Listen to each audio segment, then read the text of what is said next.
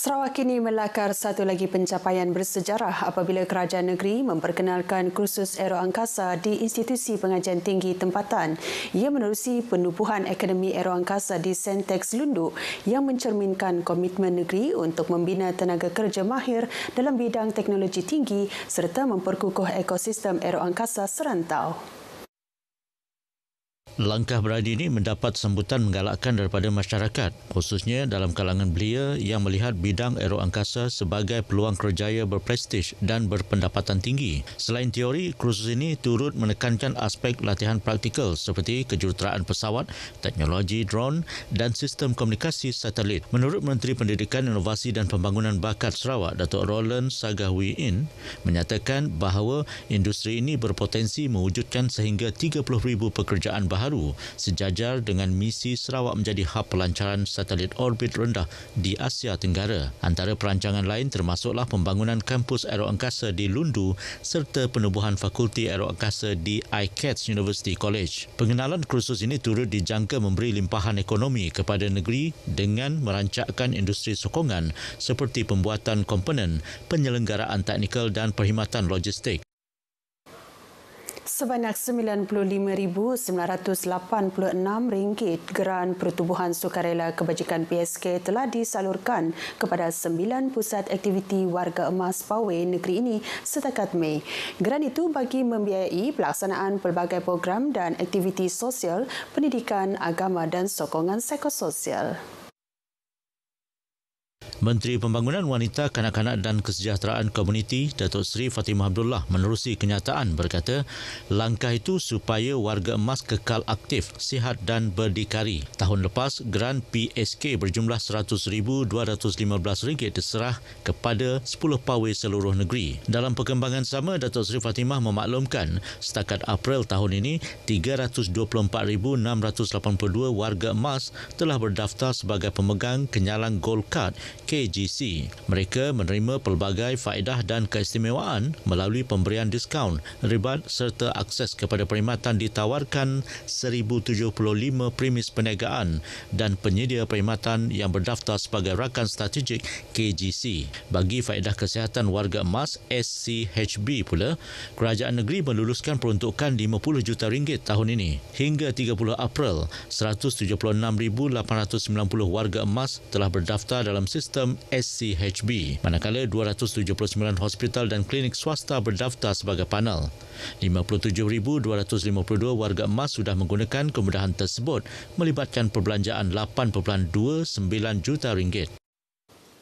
Lebuh Raya Pen Borneo yang kini hampir siap sepenuhnya sekaligus memudahkan perjalanan rakyat Sarawak. Menurut Menteri Pangkutan Sarawak, Datuk Seri Lee Kim Shin, perkembangan ini menjadi satu kemajuan yang sangat bermakna bagi rakyat Sarawak yang kini mudah memandu sendiri ke Miri dari Kuching, Sibu, Bintulu dan sebaliknya. Satu kemajuan yang tercapai di Sarawak. Kita ada Pen Borneo, rakyat Sarawak sekarang senang. Kita nak memandu dari Kuching ke Miri sekarang 8 jam boleh sampai. Miri ke Bintulu 2 jam boleh sampai. Beliau berkata demikian ketika merasmikan kejohanan badminton Miri Team Event 2025 Anjuran Parti Bersatu Rakyat Sarawak SUPP di Dewan Badminton Champion Miri. Kejohanan badminton ini menarik penyertaan 15 pasukan dari seluruh Sarawak termasuk negara jiran Brunei dan Indonesia. Bandar Raya Miri akan menjadi tuan rumah Karnival Tradisi Gawai Dayak Peringkat Negeri 2025 yang akan berlangsung pada 12 hingga 13 Jun ini di Forum Cultural Centre Miri. Adun Telangusan Dato' Dennis Ngau merangka pengerusi penganjurnya berkata, pemilihan Miri sebagai lokasi penganjuran adalah usaha membawa kemeriahan sambutan gawai lebih dekat kepada masyarakat di utara Sarawak di samping memperkenalkan kekayaan adat dan budaya masyarakat Dayak kepada generasi muda serta pelancong. Datuk Dennis menjelaskan lebih 13 acara permainan tradisi akan dipertandingkan sepanjang 2 hari berlangsungnya karnival ini dan antara acara menarik ialah pertandingan tarik tali, menyumpit dan pelbagai sukan tradisional lain. Beliau berkata demikian semasa majlis makan malam penangguhan Highlanders 2025 di Miri. Katanya lagi pada malam 12 Jun, pentas utama Forum Cultural Centre akan dihidupkan dengan pertandingan tarian tradisional Datun Julut dan persembahan Sapek Duo. Manakala acara kemuncak pada malam 13 Jun dilangsungkan pertandingan Miss Gawai Sarawak 2025 yang menghimpunkan para ratu gawai dari seluruh bahagian negeri termasuk Kuching, Sibu, Bintulu dan Seri Aman.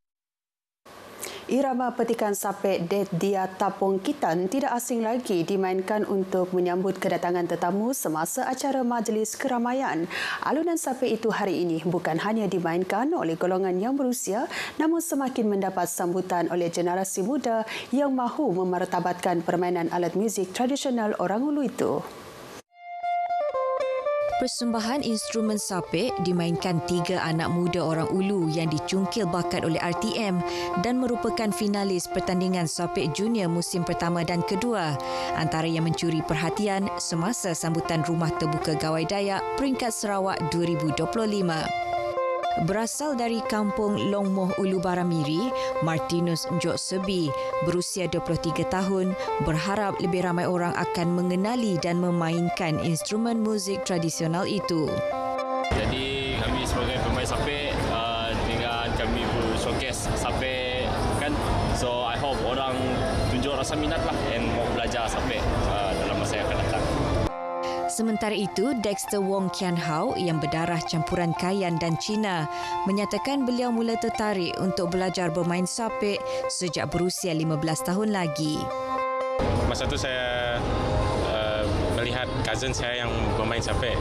Jadi mak saya encourage saya untuk bermain sapek.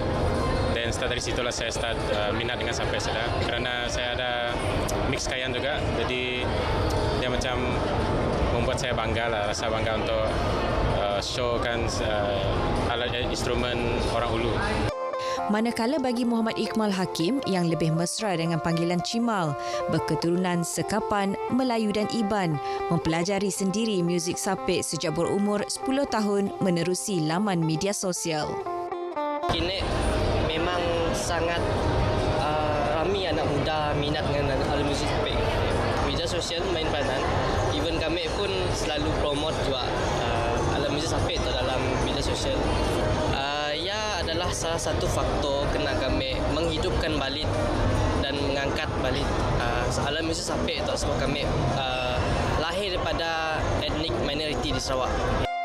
Ketiga-tiga mereka juga merupakan ahli dan pemain sapek yang mengikuti latihan di Persatuan Anak Seni Sapek Kuching.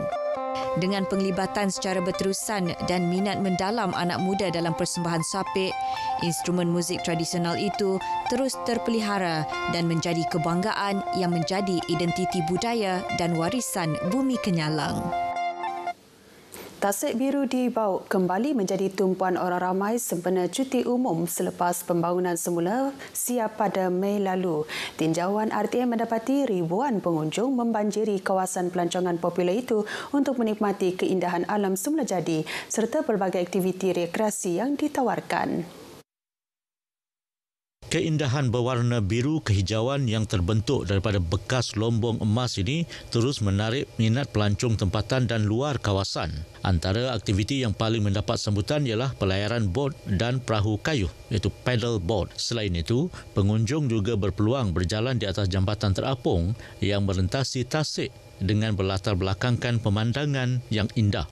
Setakat tu Alhamdulillah macam hujung minggu yang kebaikannya datang pelancong-pelancong dari Kuching, ada juga dari Semenanjung, tidak pergi Serikin.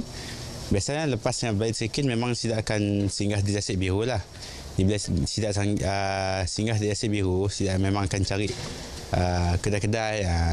Mostly hujung minggu memang pack lah. Our last visit here, I think easily 20-25 years ago. So most of the thing I cannot recognize. The only thing remember is a bit of the lake. But big changes. Looks looks like new building, new development here. Tasik Biru juga baru-baru ini menjadi lokasi Festival Tasik Biru 2025 yang berlangsung dari 15 hingga 25 Mei lalu. Festival tahunan itu menyaksikan pelbagai persembahan kebudayaan, jualan makanan tempatan dan pertandingan sukan air berjaya menarik ribuan pengunjung sepanjang 10 hari penganjurannya. Perkembangan itu tadi mengakhiri berita pagi Sarawak. Dari sungai ke segara Palestin pasti merdeka. Ikuti Stadium RTM selepas ini untuk perkembangan sukan tanah air dan antarabangsa.